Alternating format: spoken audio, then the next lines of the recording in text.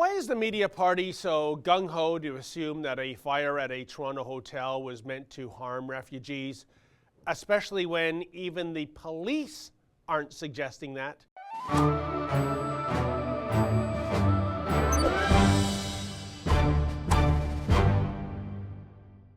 Recently, news broke that the Toronto Radisson East Hotel, which is housing some 600 irregular immigrants, was targeted by an arsonist. Now, security footage indicates that someone appeared to be intentionally starting a fire within the hotel. Yet, right off the bat, the narrative being embraced by most in the media party was that the arson attempt was presumably carried out by a white supremacist who was targeting visible minority migrants. Yes, Islamophobia was running wild at the Toronto Radisson East. What else could be the reason for this attempt to burn the hotel down? Well, maybe this act was indeed motivated by a hateful racist, or just maybe it was a random act by a random arsonist who had no clue who was residing at the hotel. Because here's what we do know: nobody knows anything for certain regarding this incident. So the question arises, where was the media getting its narrative from in the first place? This idea that the fire was a criminal act motivated by bigotry. Or did they just manufacture this narrative?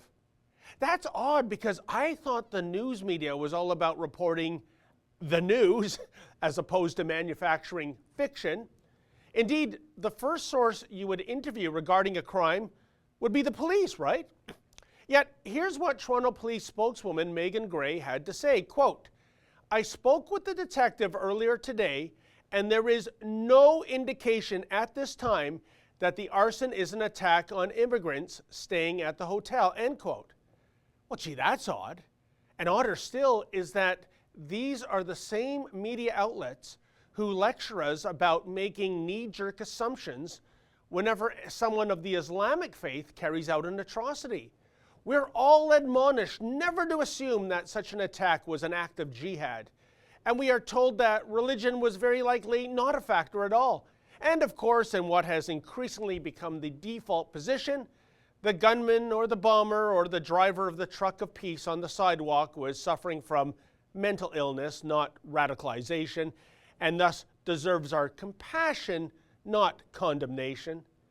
Yet someone lighting a fire in a hotel housing refugees? Oh, that's a slam dunk done deal, isn't it? Obviously, some maniac from the alt-right is to blame. Indeed, radio and TV reports regarding the Radisson arson attempt consistently led with the line, "Anti-refugee sentiment is being blamed for a fire at a Toronto hotel," even though there isn't a scintilla of evidence to back up this statement.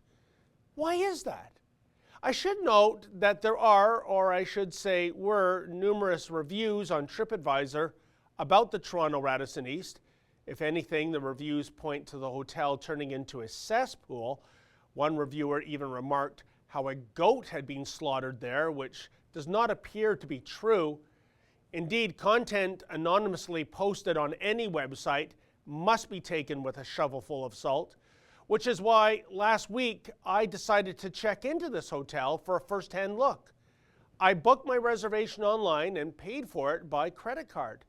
But you know, folks, a funny thing happened on the way to my room. A man called Raymond, who claimed to be the manager and at one point the owner of the hotel, ushered me into an office and told me that I was persona non grata, despite the fact that I had paid more than $200 for a stayover. He said he knew who I was and what I was up to, and he said everything that has been reported about the hotel is false. Well, that being the case, I offered Raymond the chance to come on camera and tell his side of the story. Well, not only did Raymond decline, he informed me that if I did not leave the property immediately, he would call the police and have me charged with trespassing, even though I was a registered guest. Not wanting to spend a night at the Crowbar Hotel, courtesy of the local constabulary, I departed. I then reached out to Radisson's corporate communications team. They sent along a prepared statement that reads in part, quote, "In response to the City of Toronto's request, the Radisson Hotel Toronto East has been providing temporary accommodations for asylum seekers since mid-September. While this has become a controversial topic recently in the media, our sole responsibility is to provide great accommodations while ensuring the safety and security of all our guests and associates. Over the past several weeks, the hotel has been the target of several false online reviews, which have gone viral and subsequently made their way into both local and national media coverage, end quote.